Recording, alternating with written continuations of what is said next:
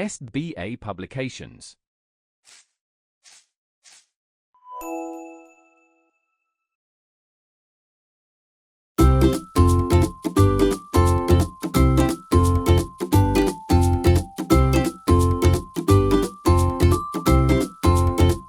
नमस्कार प्यारे बच्चों, कैसे हैं आप सब।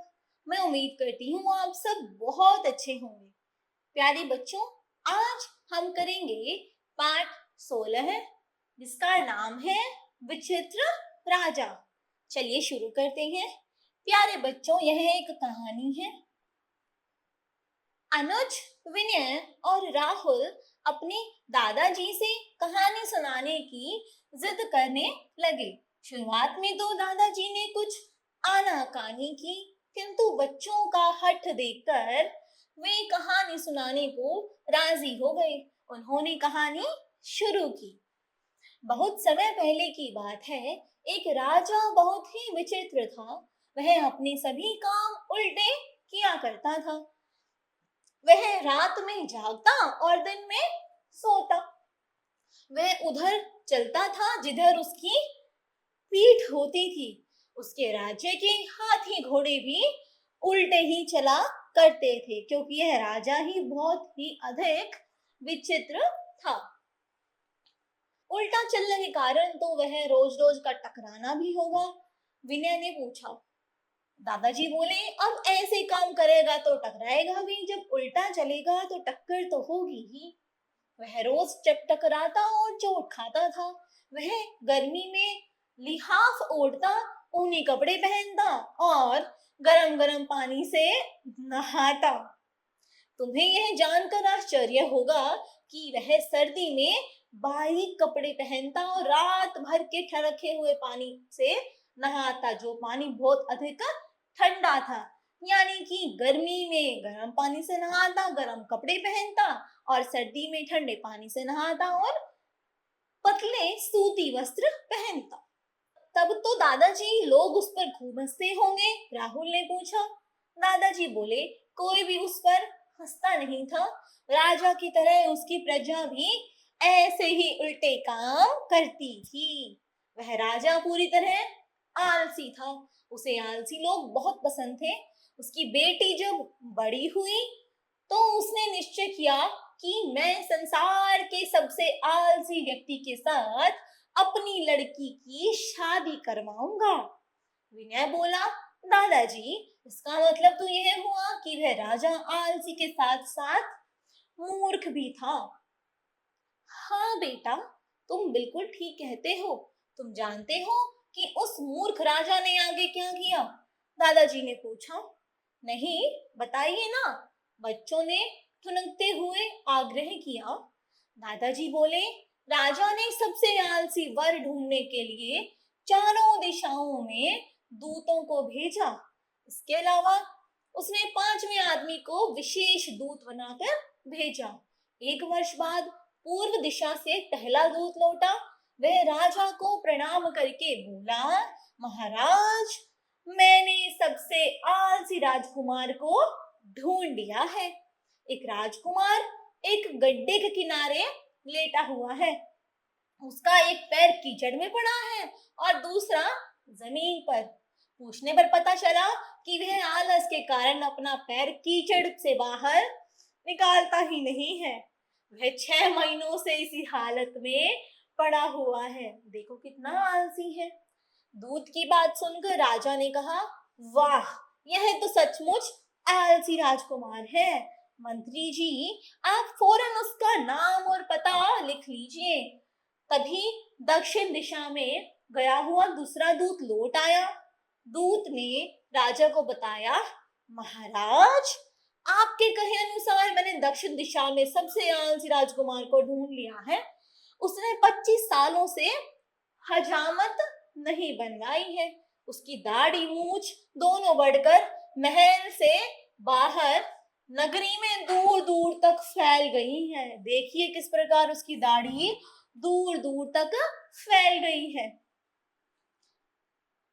वे इतनी घनी है कि नगर के लोगों को अक्सर बादल छाने का भ्रम हो जाता है उसकी दाढ़ी और मूछ को देखकर।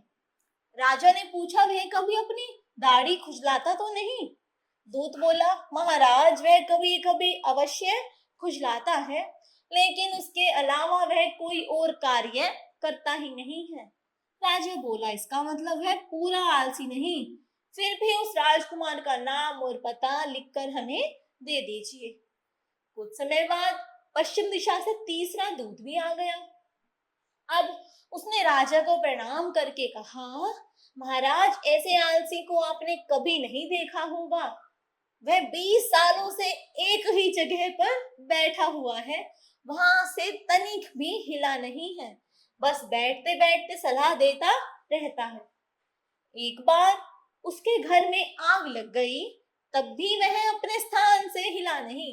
उसकी दाढ़ी, मूछ, कपड़े और शरीर जल गए, फिर भी वह टस से मस न हुआ। अधजली हालत में उसे दूसरे लोगों ने ही आग से बाहर निकाला। राजा बोला, सचमुच आलसी हो तो ऐसा हो। मुझे लगता है यही वह राजकुमारी के योग्य है, पर अभी चौथे दूत से भी खबर लेनी है, तभी फैसला किया जा सकता है। तभी चौथा दूत आ गया और बोला, प्रणाम महाराज, मैंने सारी दिशाएं छानी, पूरी उत्तर दिशा छानी, तब कहीं जाकर राजकुमारी के योग्य सबसे आलसी वर मिला है। अब आपको वह वर अवश्य पसंद आएगा, ऐसा वह कहता है।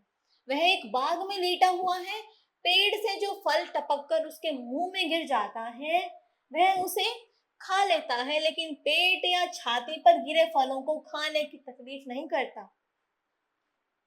पिछले 25 वर्षों से वह एक ही स्थान पर लेटा हुआ है। उसके पेट, छाती और मस्तक पर धूल मिट्टी की मोटी मोटी परतें जम गई हैं। देखो कितना आलसी व्यक्ति है।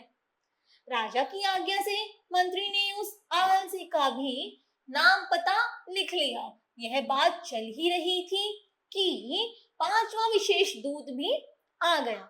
उसने राजा को प्रणाम किया और खबर दी, महाराज संसार में ऐसा आलसी मनुष्य तो कोई हो ही नहीं सकता। वह पिछले 50 वर्षों से एक ही स्थान पर लेटा हुआ है। उसने अपने कानों को रुई से बंद कर रखा है ताकि कुछ भी सुनाई ना दे।